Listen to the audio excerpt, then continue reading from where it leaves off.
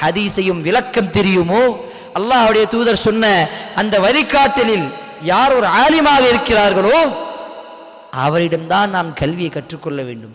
அப்பொழுதுதான் நம்மளுடைய வாழ்க்கையில் சீர்திருத்தம் வரும். இப்போ கண்ணியத்திற்குரியவர்களே, பெரியவர்களே, தாய்மார்களே, நம்மளுடைய பிள்ளைகளை நாம் ஒரு ஹாஃபிஸாக, ஒரு ஆலிமாக, ஒரு மார்க்க கல்வி தெரிந்த ஒரு பிள்ளையாக, ஒரு இளைஞராக நாம் உருவாக்குவோம். வெறும் மார்க்க கல்வி என்று சொன்னால் ஹாஃபிஸ் ஆலிம் மட்டுமல்ல, ஹாஃபிஸ் ஆலிமோடு பயன் தரக்கூடிய இந்த உலக கல்வியும் நீங்கள் கற்றுக் கொடுக்கலாம். பிஏ படிக்க வைங்க, டாக்டர் ஆக்குங்க.